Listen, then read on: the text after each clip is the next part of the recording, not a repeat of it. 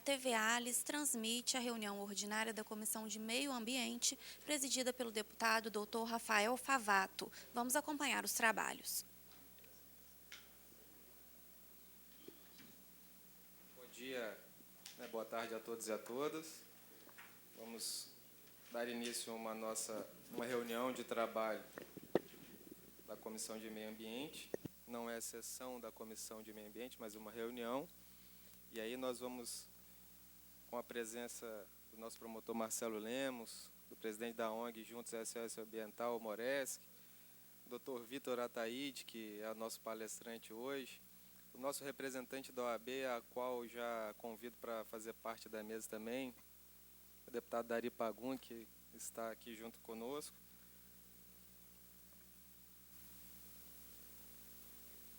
O Dr. Vitor Ataíde é membro da Comissão de Meio Ambiente da OAB e vamos ouvi-lo explanar sobre a PEC 65/2012, o PLS 654 de 2014 e PL 3.729 de 2004, que tramita no Congresso Nacional. Esse é o nosso objetivo da reunião de hoje.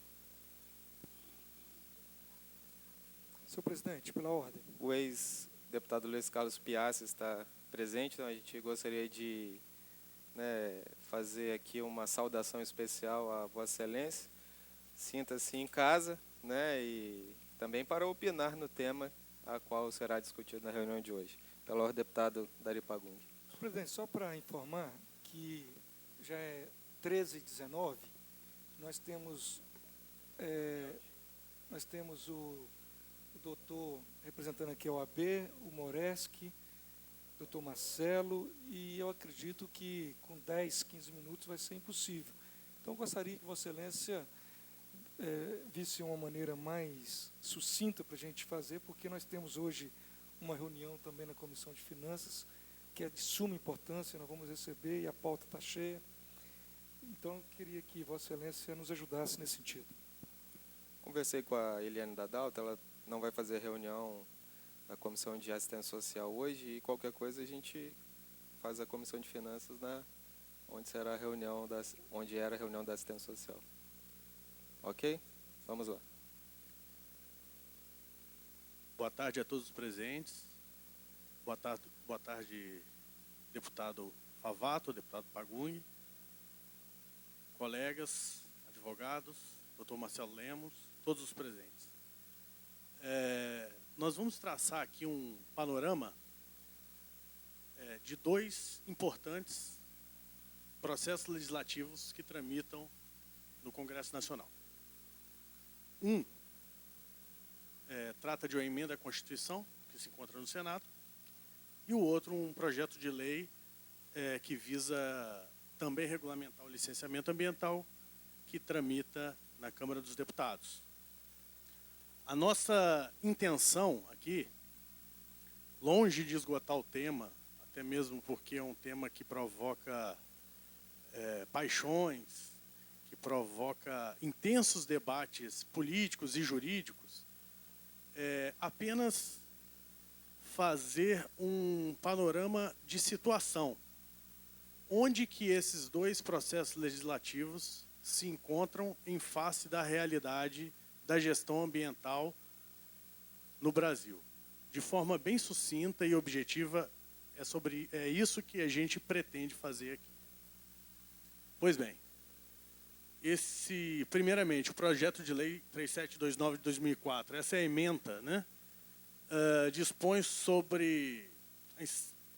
que para instalação de obra, empreendimento, atividade potencialmente causadora de degradação do meio ambiente, será exigido estudo prévio de impacto ambiental, EIA, com ampla publicidade, regulamentando a Constituição Federal. Hoje em dia ele se encontra na Comissão de Constituição e Justiça da Câmara dos Deputados. Aqui, por dever ético, eu tenho que fazer essa ressalva, que, para usar um termo aqui da casa, a Comissão de Meio Ambiente da Ordem não fechou questão sobre o mérito desse processo, processo legislativo. Então, aqui vai uma opinião pessoal minha, e não da OAB. Pois bem, eu queria que você voltasse na ementa, por favor. você vê que esse processo já tem uma contradição entre a explicação da ementa e o texto, né? Estudo prévio de impacto ambiental é uma coisa, EIA é outra. Estudo prévio de impacto ambiental é um gênero dentro do qual o EIA é espécie. Então, o EIA é o estudo ambiental mais complexo dentro do contexto dos estudos prévios de impacto ambiental, que contemplam RCAs, relatório de controle ambiental, PCAs, planos de controle ambiental. Então, de início, a gente já vê ali uma contradição, que demanda assim, correção ou, enfim. Pois bem, para falar desse projeto de lei, a gente tem que fazer uma contextualização histórica, né? Começamos falando da Política Nacional de Meio Ambiente, que é uma legislação de 1981, 35 anos, e nela foi criada o licenciamento ambiental. Ao longo dos anos 80, início dos anos 90, o licenciamento ambiental era procedido no âmbito de secretarias de saúde, né? No início dos anos 90, finalzinho dos anos 80, que as secretarias especializadas em meio ambiente vinham sendo criadas, né? Então, demorou muito essa evolução e a efetiva implementação do procedimento de licenciamento ambiental.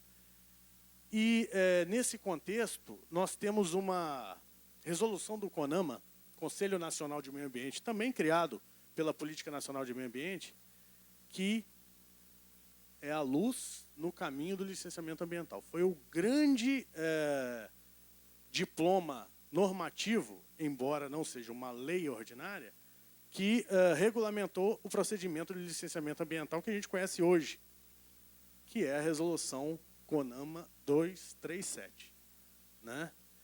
Essa resolução ela criou toda a dinâmica de licenciamento ambiental, solucionou algumas dúvidas em relação à exigência de EIA-RIMA, a questão do significativo impacto, que só obras de significativo impacto ambiental são sujeitas ao licenciamento ambiental por EIA-RIMA, que é o estudo mais complexo, que contempla, inclusive, populações do entorno, enfim, multidisciplinar, caríssimo, enfim. Então, ela resolveu, inclusive, um problema que tinha na Resolução 1 de 86 do CONAMA, que estipulava números clausos, números fechados, os empreendimentos sujeitos à EIA-RIMA, e ela veio a trazer que cabe ao Estado, cabe ao órgão licenciador definir se o impacto é significativo ou não. Então, ela ajudou muito, né, na época. O projeto de lei, que é de 2004, ou seja, poucos anos depois aí da resolução CONAMA, se conflita já com essa resolução CONAMA e se conflita com o que acontece hoje. Porque se hoje empreendimentos que não são caracterizados como de significativo impacto ambiental estão sujeitos a um licenciamento que percorre esse caminho, LP, LI, LO, o que é isso? Primeiro você requer a LP para saber se aquele local ali é passível de ter um empreendimento. Depois você requer a LI, que é a licença de instalação, licença prévia, licença de instalação, para saber se você pode instalar conforme o seu projeto. E depois você requer a LO para saber se você pode operar o seu empreendimento, licença de operação. Ele restringe esse procedimento através de LP, LI e LO aos empreendimentos de significativo impacto, ou seja, os de EIA-RIMA. Hoje em dia, todos os empreendimentos que gerem impacto, significativo ou não, estão sujeitos a esse rito. E deixa empreendimentos de impacto não significativo para licenciamento simplificado. Então, ele já se choca com a 237. E eu digo ali, é um anacronismo. Não é uma crítica de juízo de valor, mas na linha do tempo do licenciamento ambiental, ele não está bem situado. Por quê? Porque a 237, ela está sendo discutida nesse momento no CONAMA e ela cria diversas outras licenças, enquanto a legislação limita a 2 licenças. Então, essa legislação, ela frustra tudo que foi construído até hoje em sede de licenciamento ambiental e os avanços que estão sendo buscados, né? Só ressaltando, é uma opinião pessoal do advogado Vitor Ataíde, não da Comissão de Meio Ambiente da Ordem, que não discutiu sobre esse tema. O outro tema é a polêmica proposta de emenda constitucional número 65 de 2012, que teve muito clamor da sociedade através das redes sociais e tudo mais, né? Ela diz: a apresentação de estudo prévio de impacto ambiental é o gênero, não é o EIA. Importa autorização para a execução da obra, que não poderá ser suspensa ou cancelada pelas mesmas razões, a não ser em face de fato superveniente. Essa PEC está também na Comissão de Justiça e Cidadania do Senado e, enfim, para aparecer, né? Pois bem, se você ler a justificativa da PEC, ela diz o seguinte: em muitos casos, um prefeito, detentor de um mandato de 4 anos, não consegue fazer as suas obras públicas porque o mandato é muito curto e o licenciamento não sai. Em outras palavras, há uma crítica à morosidade do licenciamento ambiental. Entretanto, a justificativa, em tese, me parece que ataca a morosidade em relação a obras públicas. Só que o texto que visa ser acrescentado ao artigo 225 da Constituição Federal, ele vale para todos os licenciamentos, inclusive os privados. Então, a justificativa tem uma incompatibilidade com a própria redação do texto, né? Ao falar de morosidade, né, o nobre senador que faz a proposta, desculpe, ele ataca um efeito, né, e não a causa da morosidade.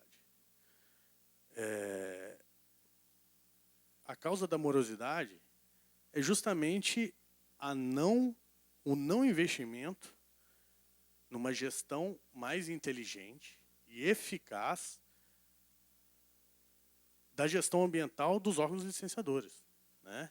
Um exemplo, os órgãos licenciadores, eles conhecem o impacto de diversas atividades. Tem um determinado tipo de atividade que tem um impacto conhecido. Aqui no Espírito Santo foi criada a licença simplificada, justamente para o licenciamento de atividades que já se conhecem impactos ambientais. Posto de gasolina, lavador de carro, esse tipo de atividade. Então, ele é um licenciamento autodeclaratório. O empreendedor chega ao Instituto Estadual de Meio Ambiente, INEMA, declara que não ocupa uma área de preservação permanente, por exemplo, diz como que ele vai implantar e obtém a licença. Aí entra agora a gestão dos recursos humanos do órgão. Os servidores do INEMA vão lá conferir se o que ele falou é verdade. Não sendo, ele cometeu um crime. E ele perde a licença. Então, nesse contexto, o IEMA se sentiu à vontade de licenciar dessa forma porque ele conhece os impactos. Então, no meu ponto de vista, se você quer resolver o problema da morosidade, é criar inteligência, gestão do conhecimento para fazer um licenciamento eficaz de atividades que têm impactos conhecidos pelos 20, 30 anos de gestão ambiental que os órgãos licenciadores têm. Então, a experiência conduz a isso, né? Pois bem, um problema grave que essa PEC traz para a sociedade são dois conflitos.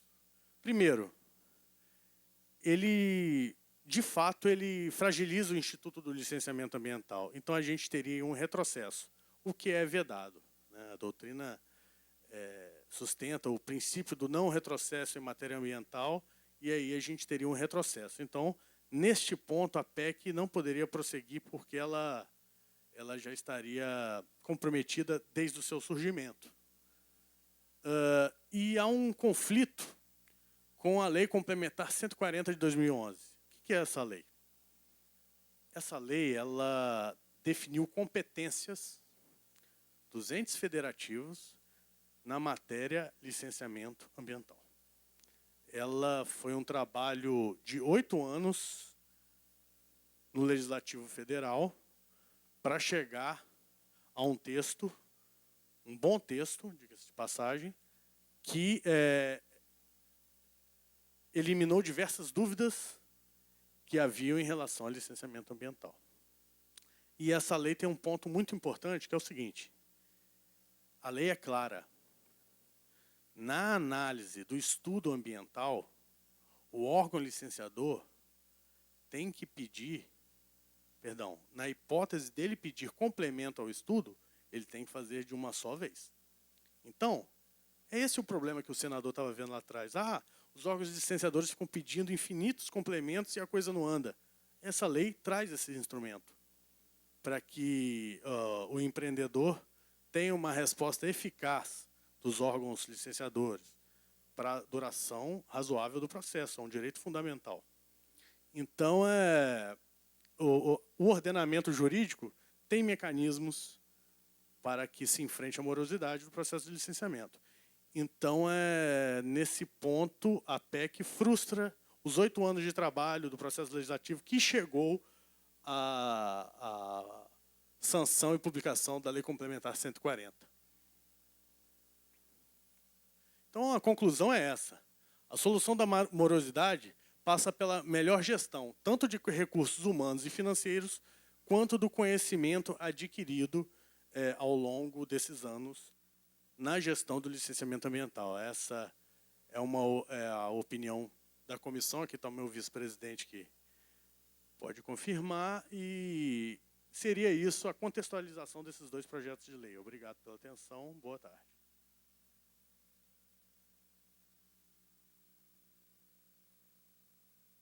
Gostaria de agradecer o Dr. Vitor Ataíde, que fez a explanação sobre da Comissão de Meio Ambiente, a OAB, para explanar. Ele deixou bem claro que não é uma opinião da OAB enquanto entidade, mas opinião dele, e acho que também estende ao vice-presidente da comissão, particular da Comissão de Meio Ambiente, da PEC 65/2012, o PLS 654/2014 e PL 3.729 de 2004. Eu também tenho uma carta para ler, mas eu vou abrir para as colocações, Dr. Marcelo Lemos, e depois eu vou ler um documento aqui que nós formulamos durante essa semana, onde veio aí esse tema um pouco absurdo que nós achamos aí, mas vamos estar passando a palavra. Moraes, quer fazer alguma colocação? A ONG quer fazer alguma colocação? Alguém da nossa... Moraes que mesmo vai falar pelos representantes? Bom, tá ligado, só falar que ele vai... sobre o assunto PEC 65, só uma colocação. Provavelmente muitos dos senhores assistiram um Fantástico ontem sobre a reportagem Belo Monte. Aquela é uma obra que seguiu todos os trâmites legais hoje, de licenciamento, LP, LI e LO.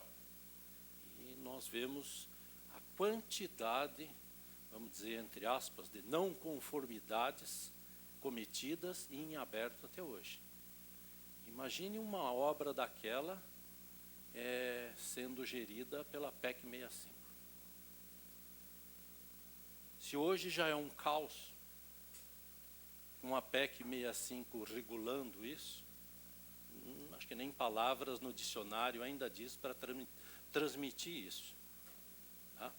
Desde dos subornos, Ontem foi falado em torno de 130 milhões de reais doados a parlamentares que provavelmente fizeram alguma gestão para que se acelerasse alguma coisa, não sei porquê, mas foi acusado um suborno daquele tamanho. Então, é uma pergunta que seria até difícil de responder, mas cabe a todos os cidadãos pensarem. Se hoje, como já está a legislação, que foi, como o senhor falou, um grande avanço conseguindo ao longo dos anos, o tamanho do retrocesso que a PEC 65 vai trazer na questão ambiental e o que vamos ter para frente de impactos ambientais caso a PEC 65 seja aprovada.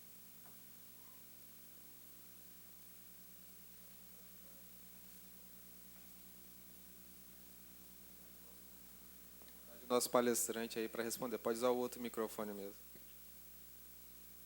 Como o senhor mesmo disse, é imprevisível, né? Nós, em matéria de direito ambiental, nós precisamos andar para frente, não retroagir, não retroceder, né? Então, essa PEC ela é inoportuna e, de fato, não resolve o problema. Inclusive, eu não lembrei de mencionar um grande fator de melhora na gestão ambiental, e que a OAB está muito atenta sobre esse assunto, é a municipalização, né, dos impactos locais, né, o licenciamento das atividades que geram impacto local ser feito pelos municípios. É um importante instrumento de gestão que os prefeitos podem ter em suas mãos. Então, é assumir essa responsabilidade, né, de fazer o licenciamento de maneira local, né. Nessa direção que nós entendemos que, particularmente eu entendo que pode ajudar bastante.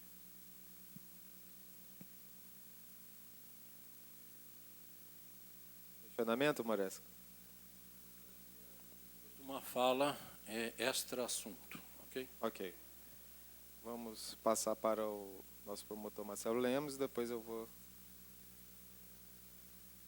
Bom, boa tarde a todos. Eu, na verdade, queria agradecer ao deputado Rafael Favato por ter nos atendido para poder fazer essa reunião em relação a essa moção, que, na verdade, em virtude talvez do momento político que nós estamos vivendo, existem várias tentativas legislativas a nível nacional de enfraquecer os instrumentos de controle de política ambiental. E a PEC 65, na verdade, virou vamos dizer assim, um símbolo dessa reação da sociedade. E nós tivemos agora em 2 eventos, um que foi o evento da Abrampa, que é a Associação Brasileira dos Promotores do Meio Ambiente, e depois no GNDH, que é um grupo nacional de direitos humanos do Ministério Público, onde se reúnem promotores do Brasil inteiro de várias áreas. E como nós vemos defendendo o meio ambiente como direito fundamental, quando você tem esse tipo de instrumento, esse veículo normativo de atentado contra o direito ambiental e levando em consideração que é um direito fundamental, a gente está batendo até na questão da cláusula pétrea, né? Você não poderia até modificar. É interessante essa construção, nós temos essa construção bem consolidada a nível de Ministério Público.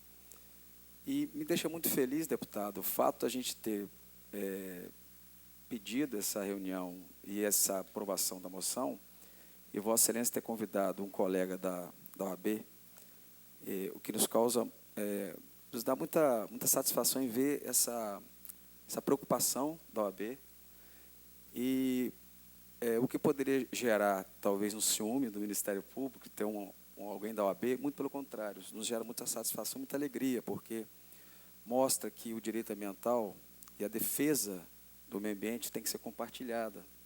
Você não consegue fazer isso sozinho. Tivemos agora, recentemente, a honra de assumir, a convite da atual Procuradora-Geral, o CAOA, que é o Centro de Apoio aos Colegas do Estado inteiro do Meio Ambiente. E, desde já, queria convidar a Vossa Excelência, a OAB, a ONG aqui presente, a todos presentes, para que as questões ambientais sejam discutidas dessa forma. Nós estamos vivendo um momento muito crítico na questão da água, a crise hídrica. Eu tenho viajado pelo Brasil, assim, dá vontade de trazer uns baldes d'água, porque chove, chove, e eles, assim, você vê o desperdício da água, porque como eles não estão vivendo essa nossa carência, quando eu digo eles, são os estados que estão muita fartura de água, mais do sul ali, né? Quando a gente conta que aqui a gente está sem água, eles não acreditam, porque não é uma realidade nossa, falta de água, né? É recente, de 3 anos para cá que a coisa... Então, para nós, na verdade, nós estamos preparados para enchente.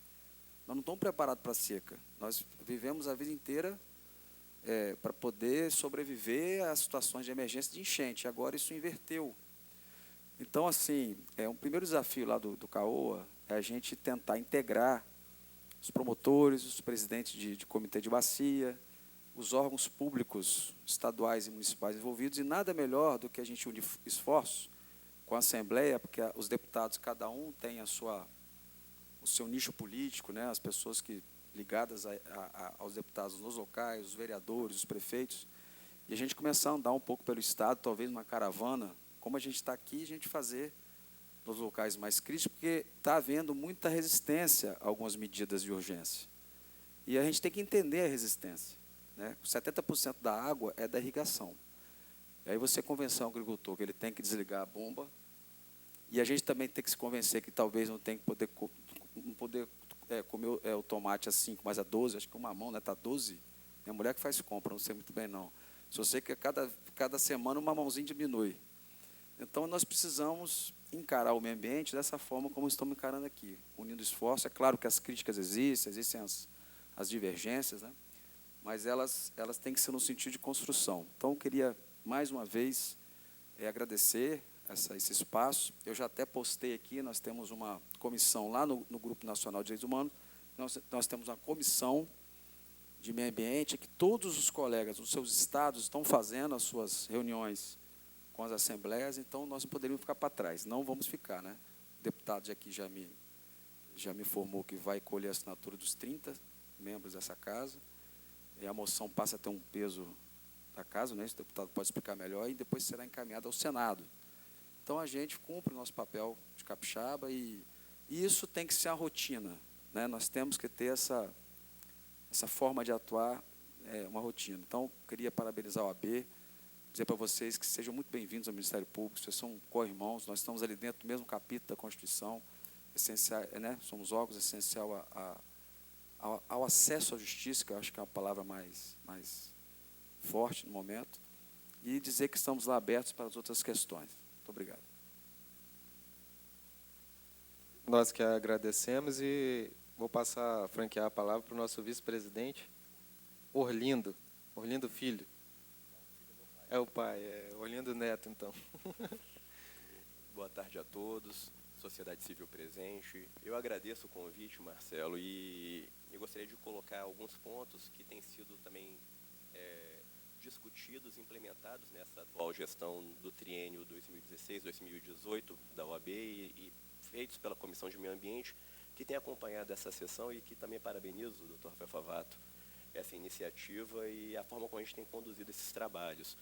Como o Dr. Vitor pôde colocar na breve exposição, um problema que nós verificamos muito forte é justamente a gestão para a condução da morosidade. Mas a morosidade ela não pode representar retrocesso. Então, embora a OAB não tenha fechado questão em relação ao projeto de lei, em relação à PEC 65 de 2012, a Comissão de Meio Ambiente entende pela inconstitucionalidade do texto e submeteu o seu posicionamento para o Colégio de Presidentes para que haja um posicionamento institucionalizado nacional. Então, até então, nós ainda não divulgamos, mas a orientação e o entendimento dos membros da Comissão do Espírito Santo foi feito um parecer e submetido ao Colégio Nacional de Presidentes no dia 12 de maio, no qual nos posicionamos em relação à inconstitucionalidade em razão do retrocesso e incompatibilidade com o texto vigente na Constituição. Já em relação a essa questão da gestão e da otimização de trabalhos, eu pude esboçar um pouquinho da nossa atuação nesse modelo na última reunião, em relação aos grupos de trabalho, e entendo que a questão ambiental ela tem que passar dentro de uma ótica muito mais preventiva do que repressiva. E, por isso, metade dos nossos trabalhos tem sido orientados via 2 grupos. Um de projetos legislativos, em que discutimos o aperfeiçoamento da legislação antes de ser colocado em vigência e que possamos aperfeiçoar os instrumentos legislativos para que não possamos agir depois dos acontecimentos, e uma questão voltada à cooperação administrativa, que é uma lacuna que nós identificamos muito forte, mais ou menos naquela lógica em que cachorro que tem muito dono morre de fome, porque você tem, ora, alguns sombreamentos de atuação entre o ente municipal, o ente estadual e o ente federal. E, por conta disso, e até comunicando publicamente, é uma matéria que nós conseguimos alinhar com o nosso secretário de Meio Ambiente de Vitória, Paulo, numa reunião agora no dia 27, em que as portas da prefeitura foram abertas para a OAB poder desenvolver um trabalho de mapeamento de fragilidades e em relação ao atendimento ou às incompatibilidades de atendimento às delegações de suas atribuições via legislativa. Para quê? Para, enquanto um ente externo, fazer um olhar crítico e sugerir melhorias para trazer maior efetividade à condução, não apenas do licenciamento ambiental, que é um ato de exercício do poder de polícia, mas a todo o processo de comando e controle, que envolve fiscalização, licenciamento, monitoramento e controle de atos, e que, por meio da Lei Complementar número 140, que o Dr. Vitor pôde trazer também para a gente, que é um instrumento louvável, que tem um texto muito bom, buscar, dentro dos instrumentos previstos dentro da nossa legislação, orientações que possam compatibilizar a atuação do ente local com os entes federal e estadual, com vistas a atender da melhor maneira possível a busca pelo meio ambiente ecologicamente equilibrado, que é a função que compete não só ao poder público, mas a todos. Nós e a OAB não pode se omitir a isso. Era isso que eu gostaria de dizer. Obrigado. Lindo, nós agradecemos, né? Um abraço também à doutora Lisli, que sempre está aqui presente, também faz parte da Comissão de Meio Ambiente da OAB. Então, eu vou ler aqui na íntegra, né? A Comissão de Proteção ao Meio Ambiente e aos Animais fez uma moção de repúdio através da minha pessoa, do presidente Rafael Favato e dos deputados da comissão, estendido, né, aos outros 25 parlamentares. Então, teremos 30 assinaturas de todos os deputados. Nós, deputados comprometidos com as causas ambientais do país, através da Comissão de Proteção ao Meio Ambiente e aos Animais, manifestamos moção de repúdio à proposta de emenda à Constituição número 65/2012, PEC 65/2012, com redação já aprovada pela Comissão de Justiça, Constituição, Justiça e Cidadania, CCJ do Senado Federal, que visa acrescentar o parágrafo 7º ao artigo 225 da Constituição Federal, a íntegra da PEC, né, 65/2012. As mesas da Câmara dos Deputados e do Senado Federal, nos termos do parágrafo 3º do artigo 60 da Constituição Federal, promulgam a seguinte emenda ao texto constitucional. Artigo 1º. O artigo 225 da Constituição passa a vigorar acrescido do seguinte parágrafo 7. Parágrafo 7º. A apresentação do estudo prévio de impacto ambiental importa autorização para a execução da obra, que não poderá ser suspensa ou cancelada pelas mesmas razões a não ser em face de fato superveniente, NR. Artigo 2º, essa emenda constitucional entra em vigor na data de sua publicação. Os nossos elementos que levaram a comissão e os deputados a fazer esse repúdio. Primeiro, a PEC 65/2012, ao acrescentar o parágrafo 7º do artigo 225 da Constituição, altera por completo a sistemática do licenciamento ambiental e vai na contramão do cenário internacional e do que se tem buscado ao longo das últimas décadas para a regulamentação do direito ambiental no nosso país, ferindo o princípio do desenvolvimento sustentável que busca compatibilizar a atividade econômica com a proteção ambiental. Segundo, a referida PEC, a pretexto de agilizar, entre aspas, o licenciamento ambiental, desmonta toda a estrutura de proteção ambiental existente. Muitos licenciamentos demoram em virtude da complexibilidade das obras a serem realizadas, e esta é a garantia constitucional de proteção ambiental.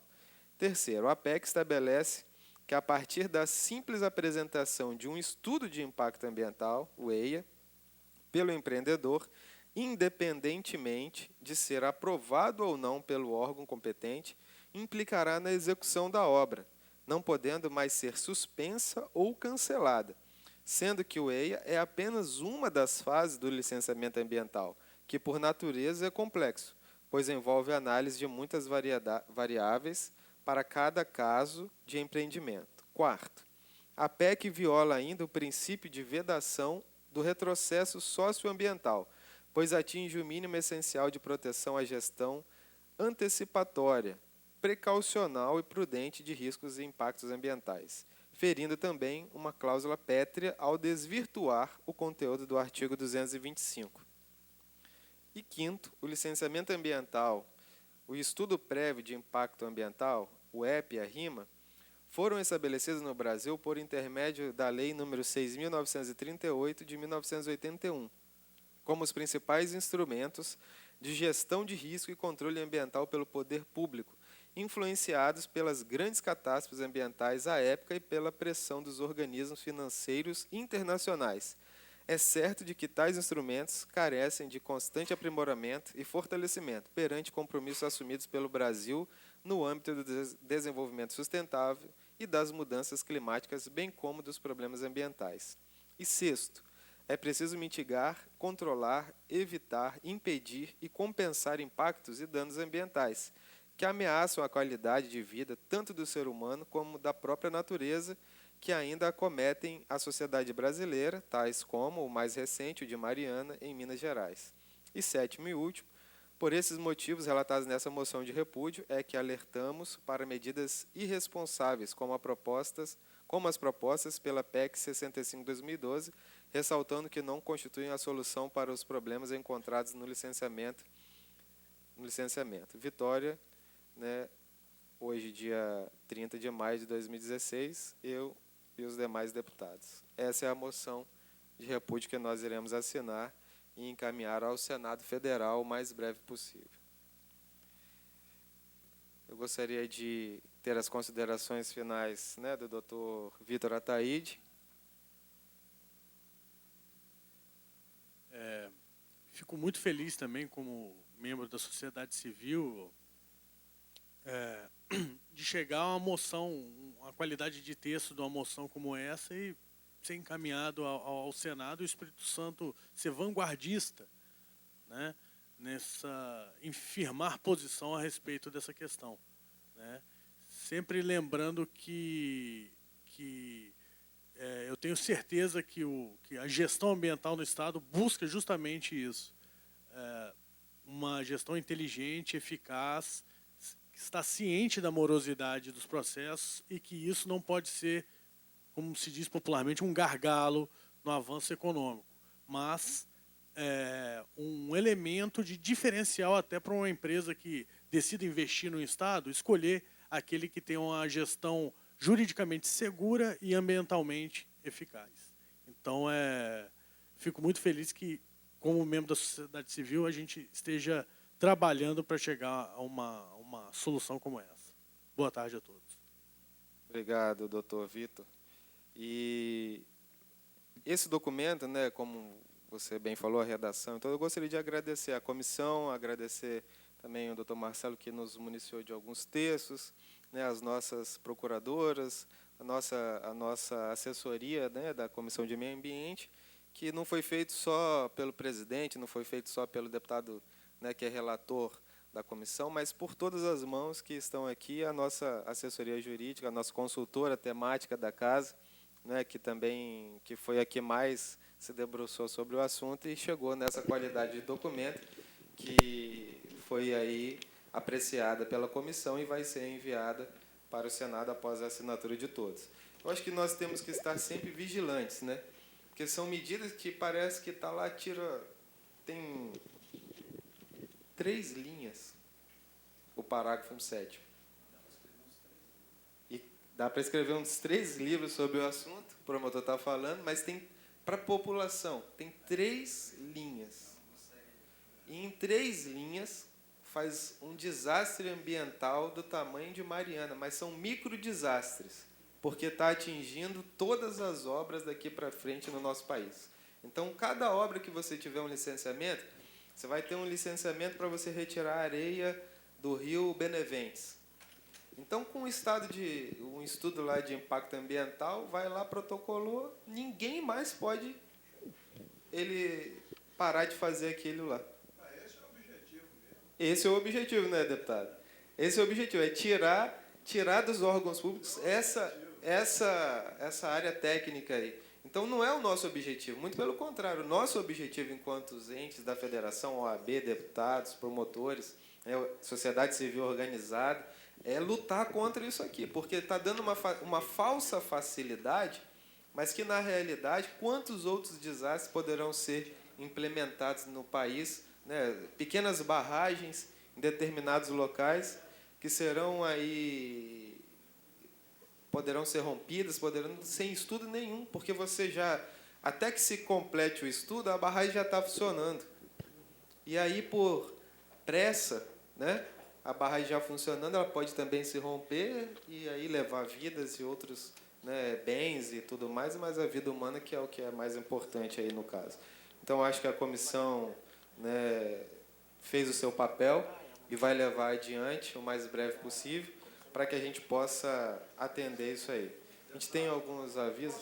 Pode, nosso deputado Piassi aí, pode ligar o microfone embaixo? Tem um... E cumprimentar a sua comissão, como presidente, o doutor Marcelo, promotor, a OAB, principalmente a OAB tem indicado o doutor Vitor Ataíde para representar a entidade, porque é uma das pessoas mais competentes que nós conhecemos, inclusive foi presidente do IEMA, conhece de cadeira a realidade. Queria dizer para você, para Vossa Excelência, eu estou perdendo o costume, tem muito tempo que fui deputado, tem 30 anos, mas o município de Castelo é um grande produtor de café e de leite. Nós já perdemos 25% da produção de leite por falta d'água. Café caiu 50% da produção de café. E se Vossa Excelência somar a Cacau de Castelo, a Colasul de Guaçuí, a Colamisul de Mimoso e a Celita de Cachoeiro, nós perdemos cerca de 300 mil litros de leite, em função da falta de chuva. Sempre foi rotina na nossa família, lá no interior de Castelo, de imigrarem muita gente para o norte do estado. Nós temos muitos parentes, tios, e alguns com grandes fazendas lá. No município eu acho que é distrito, se é município de 51, São Jorge de Tiradentes, nós fazíamos muita viagem para lá. Acho que agora é governador Lindenberg, ou Rio Bananal, eu não tenho... E essa região tem o rio São José, que, quando lá estávamos, atravessá-lo só de barco. Tinha pontos que davam 11 metros de profundidade. Esse rio agora secou. Estão plantando no leito do rio, que não tem água. Foi feito um levantamento pelos produtores, tem 500 bombas de irrigação ligadas na foz do rio, até onde ele deságua, que é a Lagoa de Linhares. Só tomei esse tempo para dizer a Vossa Excelência, ao Ministério Público, ao OAB, que poderia ser feitas reuniões itinerantes da comissão, com apoio do Ministério Público, como o senhor disse aqui, que, a nível nacional, vocês têm discutido muito essa realidade, e o Ministério Público é um fiscalizador efetivo dessa realidade em todo o interior.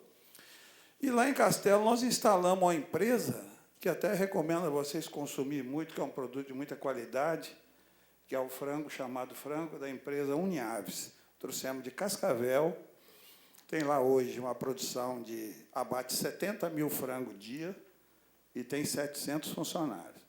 Como conseguimos instalar essa empresa na cidade, no município que não tem frango? Por causa da foz da alimentação dos rios que nós temos lá. Um deles se chama Ribeirão do Meio, tem 22 quilômetros da foz. Capta-se a água nesse rio, que ele tem quase uma porcentagem de limpeza, porque ele não tem acesso à área urbana, e o outro, que é o Rio Castelo, onde deságua esse produto. Mas lá tem estação de tratamento para receber, para depois despejar no Rio Castelo. Essa empresa consome 15 a 28 litros de água por frango. Como a produção é de 70 mil frangos dia, e tende a se expandir muito próximo, porque o quadro, o mercado está muito favorável ao frango e à empresa, ela tem hoje um bom nome nacional, eu acredito que seria interessantíssimo o projeto que nós já elaboramos lá e estamos buscando até recurso externo, fazer a recuperação da mata ciliar do Rio Ribeirão do Meio, com 22 e 23 quilômetros, porque o Rio Castelo está quase morto. Ele tem esgoto, tem uma série de coisas, que a poluição é muito grande. Se joga desde estufado até cachorro morto dentro do rio. Isso é muito comum. Só não joga carro porque não cabe mais, né? Diz que o Tietê tem uma frota de carro lá dentro que é maior que a produção da Volkswagen, então a gente pode imaginar. Muito obrigado pela atenção. Desculpa ter tomado o tempo da comissão. Foi um prazer. Pelo enobrecimento da reunião, a gente poderia ficar aqui mais meia hora ouvindo o ex-deputado aí, que estaria tranquilo. Né? Eu acho que, com certeza, deputado, sua sugestão é bem-vinda. E vamos lá, tem 30 anos, eu tenho 30 e poucos, né? Então, eu era muito menino, eu não conseguia ouvir o senhor falar na época, mas a gente está... agora está craque. Na praça lá do Palácio Anchieta ainda, a antiga Assembleia, agora vai ser a biblioteca, né? E, com certeza, a sua sugestão é muito válida. A gente poderia até, através da comissão, agendar uma visita à Uniaves, para poder ver a recuperação. Não, primeiro fazer uma visita lá na Uniaves, ver a recuperação do rio, ver aonde que colhe... Fazer uma visita técnica e fazer a reunião, então, na Câmara de Cachoeiro. Isso aí, vamos estar programando e acolhendo. O senhor será convidado também para a gente estar participando, divulgar e fazer parte da reunião, com certeza. Eu acho que, em relação aos assuntos pertinentes a hoje, está de muito bom tamanho. A gente tem um comunicado que o Moresco falou que queria fazer também. À vontade, Moresco. Deputado Rafael Favato, os senhores deputados desta Casa e desta comissão, a sociedade capixaba como um todo e os órgãos de imprensa conhecem a Juntos SOS Espírito Santo Ambiental e o seu presidente. Sabedores dos nossos princípios éticos e morais e da nossa conduta e das nossas práticas na luta pela saúde e qualidade de vida da sociedade capixaba. Função do acima exposto é desnecessário comentários sobre as citações feitas pelo representante do Ministério Público na reunião do dia 25/4/2016. Só uma colocação da Juntos. Protocolamos nesta Casa uma solicitação para que pedisse ao Ministério Público que encaminhassem todos os processos que foram noticiados pela Juntos e por este presidente para nosso conhecimento. Nós oficiamos, encaminhamos as notícias crimes e não fomos oficiados do resultado ou dos seus resultados. E temos o máximo interesse no conhecimento das providências tomadas para essas solicitações. Em segundo, sobre a fala da Vale na última reunião. Realmente, a empresa Vale destinou 15 milhões de reais para pesquisa para a FAPES e a FAPERJ do Rio de Janeiro. Só que esses 15 milhões, a empresa Vale não compartilhou, como ela gosta de dizer, que ela compartilha com a sociedade capixaba, R$1 sequer, destinando a que se fosse feito estudos dos impactos da poluição do ar na Grande Vitória, na sociedade, no cidadão capixaba. Assim fica fácil, como o senhor ouviu na fala do senhor Romildo, na oitiva de 15/4. Desconheço qual o impacto que a Vale está causando na saúde dessas pessoas. Essa informação, precisamos levantá-las com critérios técnicos para definir esse impacto. A empresa poderia ter compartilhado com a sociedade capixaba uma parte dessa verba e fazer esse estudo. É uma carência da nossa sociedade. Inclusive, fica aqui uma cobrança ao senhor deputado Favato, que está incluído no relatório final da CPI, o governo do Estado promover verbas para a FAPES fazer esses estudos. Tá? Foi citado também sobre uma conversa entre Vale e Juntos. A Vale foi convidada pela Juntos para fazer uma apresentação. Solicitamos, em princípio, uma conversa sem compromisso da nossa parte. Fomos atendidos, conversamos com o senhor Fábio Brasileiro e com o senhor Daniel, e depois de uma conversa produtiva, colocamos as condicionantes da Juntos para um debate ou para o início de uma conversa com a Vale, condicionantes essas fundamentadas na honestidade, na ética e na transparência. Tá? E no início desse mês recebemos a resposta de que, infelizmente, a Vale não pode atender às nossas condicionantes. Então, por esse motivo, a Juntos não se sentará à mesa para conversar com a empresa Vale, enquanto as condicionantes impostas pela Juntos não forem atendidas.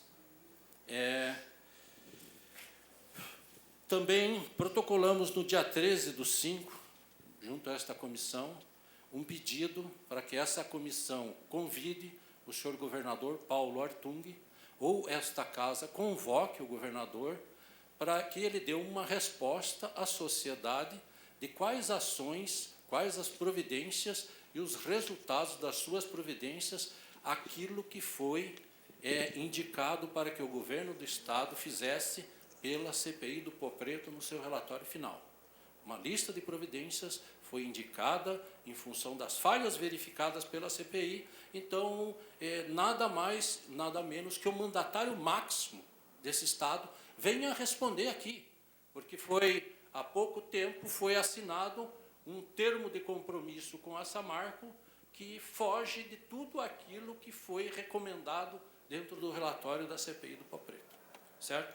E, finalizando, a Juntos convida a todo cidadão capixaba para, no domingo, já encaminhamos um convite a esta comissão, vamos fazer um movimento das 10 às 13 horas na Praia de Camburi, na frente do Hotel Aruan, para que o cidadão capixaba diga não a novos termos de compromisso ambiental.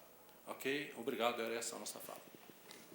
Obrigado, Moraes, pelo aviso. Vou só colocar aqui no dia o ofício número 1 de 2016 do Fórum Capixaba de Entidades em Defesa do Rio Doce, pleiteando a constituição de um comitê misto de monitoramento da situação do meio ambiente e dos direitos das populações atingidas pelo crime ambiental provocado pela empresa Samarco, BHP, Billiton e Vale, e a realização de uma audiência pública o mais breve possível no plenário principal da Assembleia Legislativa, com transmissão para todo o Estado, com representações das publicações atingidas das autoridades acima mencionadas e das empresas responsáveis pelo crime ambiental. Recebemos também um ofício 116/2016 da empresa ArcelorMittal, respondendo aos questionamentos realizados durante a primeira reunião ordinária, prestação de contas da empresa ArcelorMittal Tubarão, realizada no dia 28 de março, no plenário dessa Casa de Leis. Tem mais uma aqui que eu gostaria de ler. Não, a reunião de amanhã.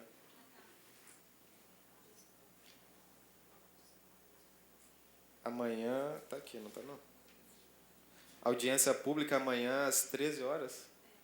Às 13 horas no plenário de Seu Cardoso, sobre o retorno da Samarco. Então, acho que é importante, eu faço o meu convite pessoal, né, até como deputado, não como membro de comissão, mas para estar amanhã às 13 horas aqui, é sobre o retorno das atividades da Samarco. Vai ser aqui embaixo, no Seu Cardoso, no plenário grandão.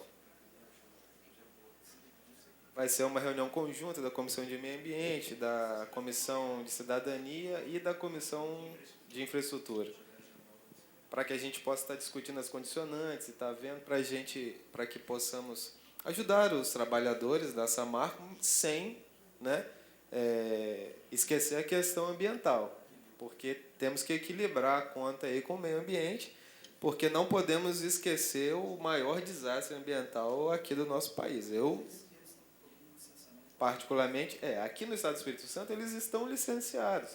Eles só não estão operando porque não tem como chegar minério de ferro na Samarco. Não tem como também, não tem viabilidade técnica, pelo estudo que eles fizeram, de levar minério de ferro de outra via a não ser o minério-duto.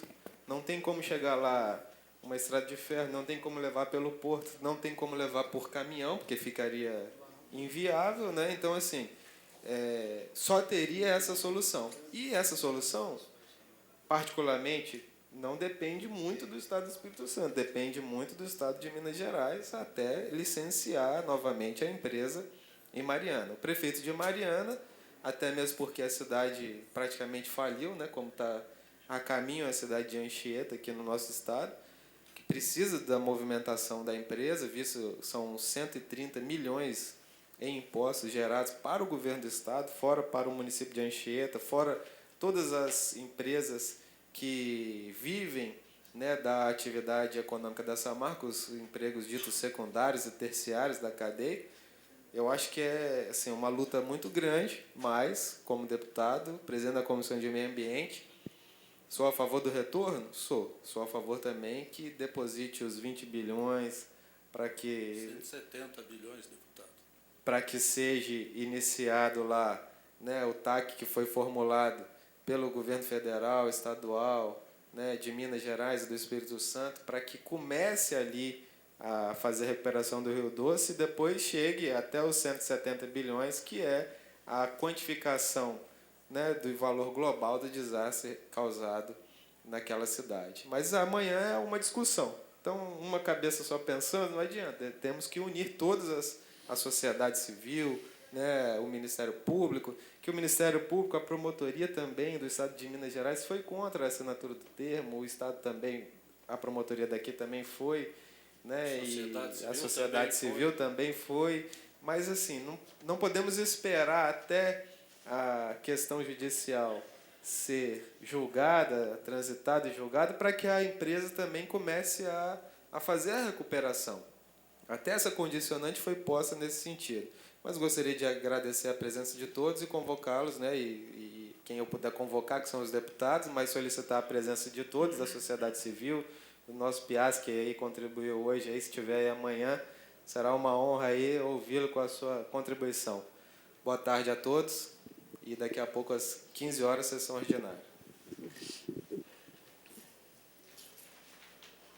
Você acaba de acompanhar aqui pela TV Alice a reunião da Comissão de Meio Ambiente, que contou com a presença de alguns convidados, como o advogado Vitor Ataíde, que é membro da Comissão de Meio Ambiente da Ordem dos Advogados do Brasil.